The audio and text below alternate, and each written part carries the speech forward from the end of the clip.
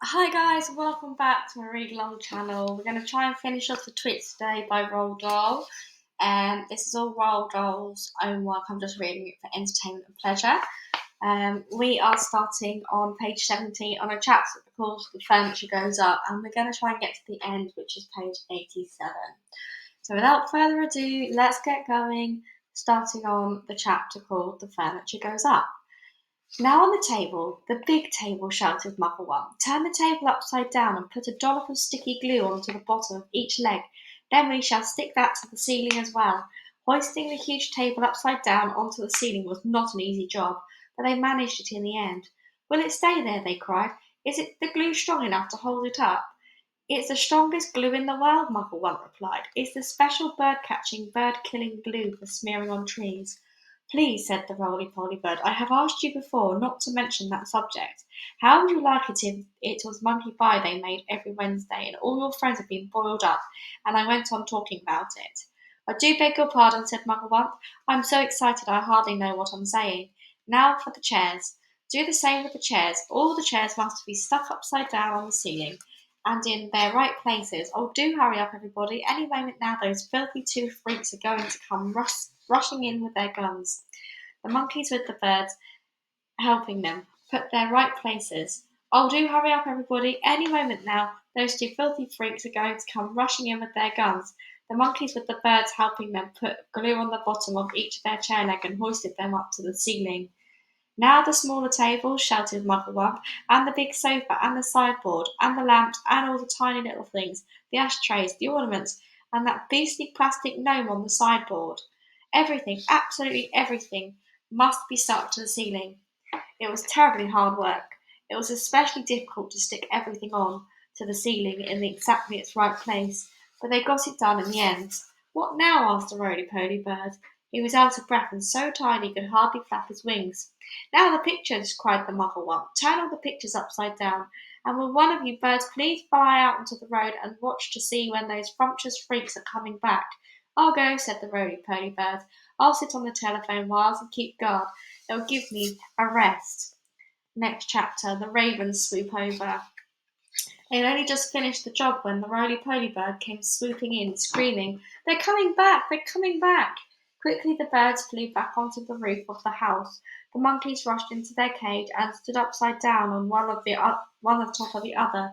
A moment later, Mr. and Mrs. Twit came marching into the garden, each carrying a fearsome-looking gun. I'm glad to see the monkeys are still upside down, said Mr. Twit. They're too stupid to do anything else, said Mrs. Twit. Hey, look at those cheeky birds still up there on the roof. Let's go inside and load our lovely new guns, and then it will be bang, bang, bang, and the bird pie for supper. Just as Mr. and Mrs. Twit were about to enter the house, two black ravens swooped low over their heads. Each bird carried a paintbrush in its claw, and each paintbrush was smeared with sticky glue. As the ravens whizzed over, they brushed a streak of sticky glue on the tops of Mr. and Mrs. Twit's heads. They did it with the lightest touch, but even so the Twits both felt it. What was that? Cried Mrs. Twit. Some beastly bird has dropped his dirty droppings on my head. On mine too, shouted Mr. Twit. I felt it. Don't touch it, cried Mrs. Twit. You'll get it all over your hands. Come inside and we'll wash it off in the sink. The filthy, dirty brutes, yelled Mr. Twit. I'll bet they did it on purpose. Just wait till I've loaded up my gun. Mrs. Twit got the key from under the doormat, where Muggle-One had carefully replaced it, and into the house they went. The next chapter. The Twits are turned upside down. What's this? Gasped Mr. Twit as they entered the living room. What's happened? Screamed Mrs. Twit. They stood in the middle of the room, looking up. All the furniture and the big table, the chairs, the sofa, the lamps, the little side tables, the cabinet with bottles of beer in it, the ornaments, the electric fire, the carpet, everything was stuck upside down to the ceiling.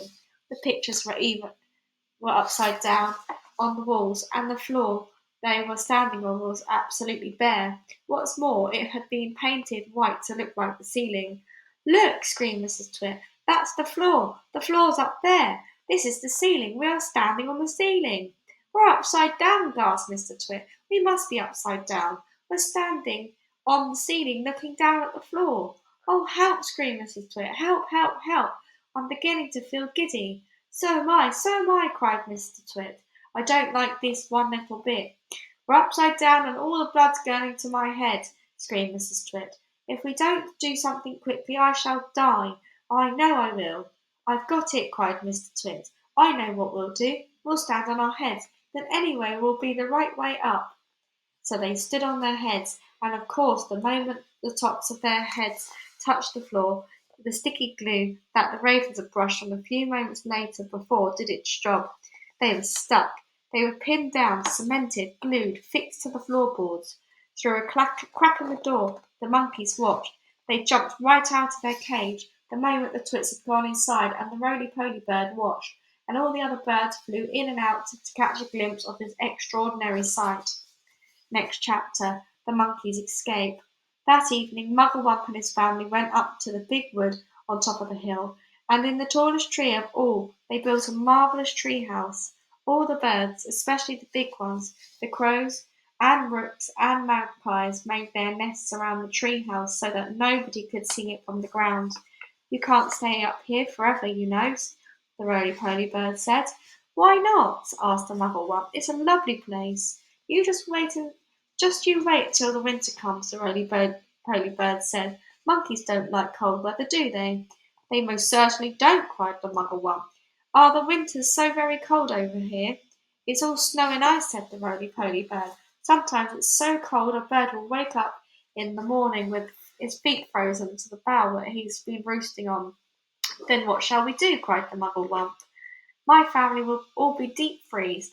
No, they won't, said the roly-poly bird, because when the first leaves start falling from the trees in the autumn, you can all fly home to Africa with me. Don't be ridiculous, Mugglewump said. Monkeys can't fly. You can sit on my back, said the roly-poly bird. I shall take you one at a time. You will travel by roly-poly superjet, and it won't cost you a penny. The next chapter, the Twits Get the Shrinks. And down here in the horrid house, Mr. and Mrs. Twit are all stuck upside down to the floor of the living room. It's all your fault, yelled Mr. Twit, thrashing his legs in the air. You're the one, you ugly cow, who went hopping around and shouting, We're upside down! We're upside down! And you're the one who said to stand on your head so we'd be the right way up, you whiskery old warthog, screamed Mrs. Twit. Now we'll never get free. We're stuck here forever. You may be stuck here forever, said Mr. Twit, but not me. I'm going to get away.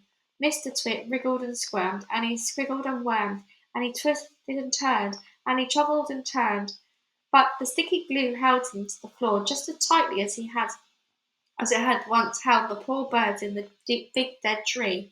He was still upside down as ever, standing on his head. But the heads are not made to be stood upon. If you stand on your head for a very long time, a horrid thing happens, and this is where Mr. Twit got his biggest shock of all. With so much weight on it from up above, his head began to get squashed into his body. Quite soon it had disappeared completely, sunk out of sight in the fatty folds of his flabby neck. I'm shrinking, burbled Mr. Twit. So am I, cried Mrs. Twit. Help me, save me, call a doctor, yelled Mr. Twit. I'm getting the dreaded shrinks. And so he was. Mr. Twit was getting the dreaded shrinks too. And this time it wasn't a fake.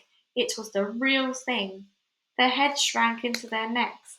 Then their necks began shrinking into their bodies, and their bodies began shrinking into their legs, and their legs began shrinking into their feet. And 1 week later, a nice sunny afternoon, a man called Fred came round to read the gas meter. When nobody answered the door, Fred peeped into the house, and there he saw on the floor of the living room 2 bundles of old clothes, 2 pairs of shoes, and a walking stick. There was nothing more left in this world of Mr. and Mrs. Twit, and everyone, including Fred, shouted, Hooray! And that is the end of The Twits by Roald Dahl. Thank you so much for listening, guys. I can't believe I've done quite a few of these books now, and I'm really, really enjoying them.